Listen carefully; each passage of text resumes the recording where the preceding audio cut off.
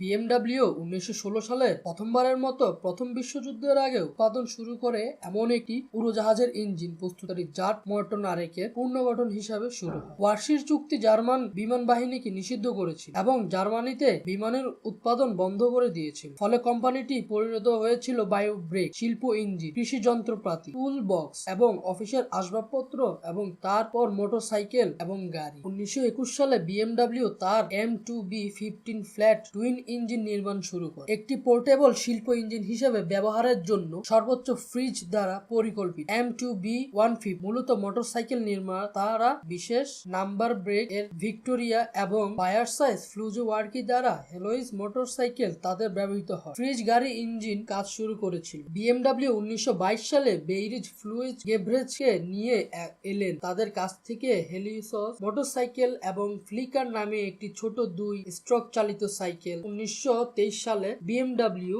এর প্রথম দুটি লম্বা ট্রেচায় দুটি অনুভূমিকাভাবে বিপরীত বাতাস নিক্ষেপ করে। সিলিন্ডার বক্সার ইঞ্জিনটি ফ্রিজ দ্বারা ডিজাইন করা হয়েছিল। R32 এর এটি ছিল 486 সিসি ইঞ্জিন, 8.5 HP এবং সর্বোচ্চ গতির 95 থেকে 100 কিলোমিটার ঘন্টা। ইঞ্জিন এবং গিয়ারবক্স একটি বোল্ট আপ একক ইউনিট গঠিত। একটি সময়ে অনেক মোটরসাইকেল নির্মাতা মোট ক্ষতির তৈলাক্তকরণ পদ্ধতি ব্যবহার করে। তখন নতুন বিএমডব্লিউ ইঞ্জিনটি রিফাকুলেটিং ভেজা স্পাম ওলিং সিস্টেম দিয়ে, যার মধ্যে একটি ড্রপ ফিড রোলার বেইয়ার্স এর সাথে ছিল। এই সিস্টেমটি 1969 সাল পর্যন্ত বিএমডের দ্বারা ব্যবহার করা হয়েছিল, যখন তারা শেল রিয়ারিং এবং কঠোর অনুমোদনের উপর ভিত্তি করে উচ্চ চাপ তেল ব্যবস্থা গ্রহণ করেছিল। এখনো আজকের ব্যবহার R2 সব ভবিষ্যৎ বক্সার চালিত বিএমডব্লিউ মোটরসাইকেলের জন্য ভিত্তি হয়ে ওঠে। বিএমডব্লিউ বক্সারের ইঞ্জিনটি সিলিন্ডারের মাথা দিয়ে প্রক্ষেপণ করে,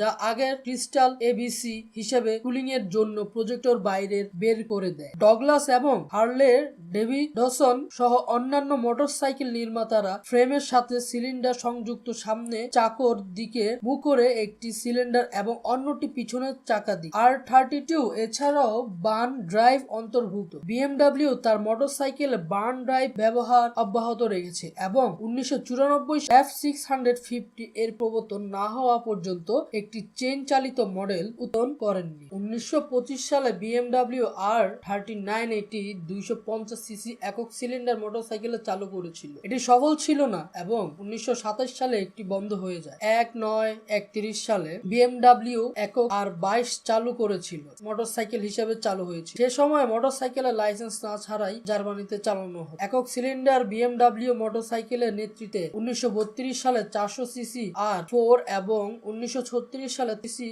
R3 সহ বিএমডব্লিউ R30 প্রচলন ছিল। বিএমডব্লিউ R12 এবং R17 হলো হাইড্রোলিকাল ডাম্পের টেলিস্কোপ ফোর্কের সাথে প্রথম। R20 এবং R70 উভয় 1935 সালে চালু হয়। এটি হাইড্রোলিকাল গুলি দিয়ে প্রথম উৎপাদন মোটরসাইকেল। 1937 সালে আন্টেজ হ্যান্নে একটি supercharge 500 CC overhead camshaft BMW 173.88 mile ঘন্টায় প্রবাহিত করেন, যা 14 বছরের জন্য একটি বিশ্ব রেকর্ড স্থাপন